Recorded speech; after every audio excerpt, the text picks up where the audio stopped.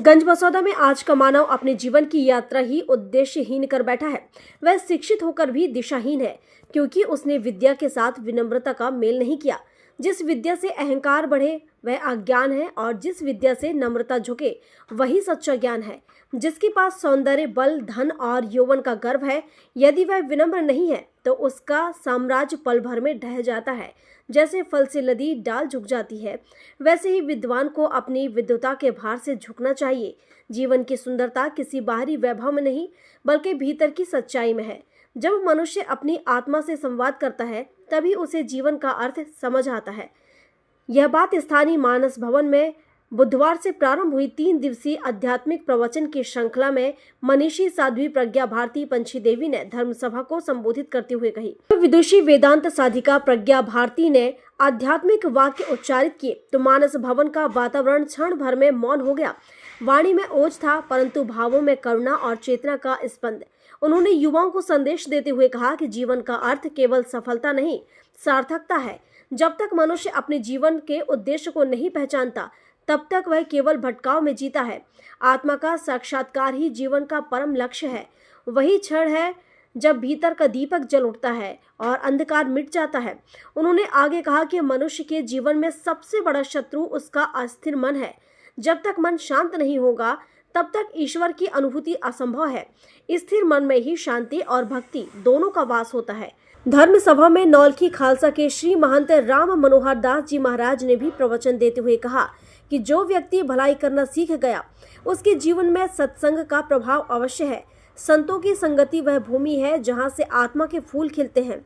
उन्होंने कहा कि सत्संग केवल सुनना नहीं, उसे जीना है। संत वचन जीवन के मार्गदर्शक दीपक हैं, जो अंधेरे में भी यह राह दिखाते हैं। 3 दिवसीय आध्यात्मिक प्रवचन का आयोजन समाजसेवी वरिष्ठ अधिवक्ता स्वर्गीय माधव प्रसाद तिवारी की स्मृति में अधिवक्ता Madan Tiwari, doctor S.M. Tiwari, advocate Arvind Tiwari एवं रामायण मंडल ट्रस्ट के सहयोग से किया गया। मंच का संचालन आचार्य पंडित केशव शास्त्री द्वारा किया गया।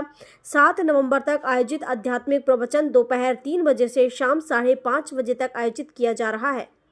विचार नहीं करता। जैसे गोबर के अंदर रहने वाला गुबरीला अपनी गोली को लेकर निरुद्देश्य यात्रा करता है, ऐसे आज का मानव तो है, किंतु बिना सिद्धांत के यात्रा कर रहा है, बिना मान्यताओं के जी रहा है, बिना आदर्शों के यात्रा कर रहा है।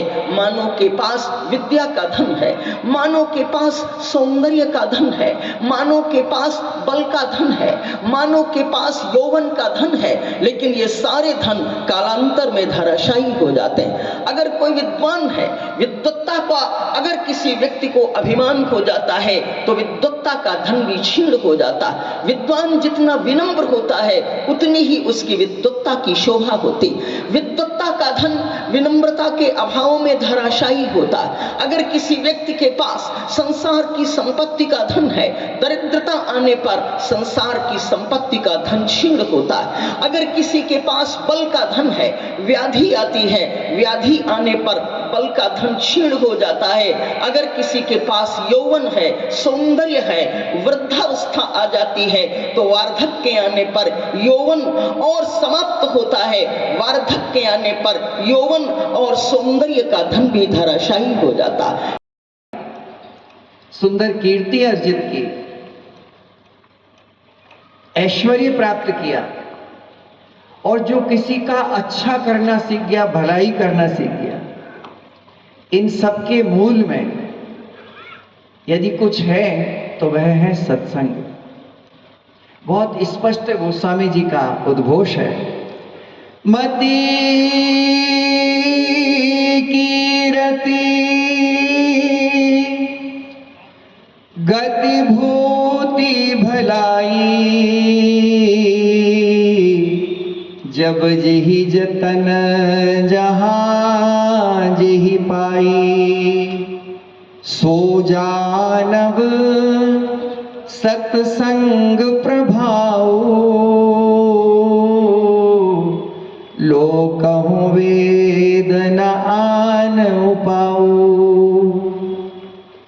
मति, कीर्ति, गति, भूति, भलाई, इन सबको गोस्वामी जी कह रहे हैं जहां पाया, जिसने पाया, जब पाया, उसके मूल में संतों की संगति ही है।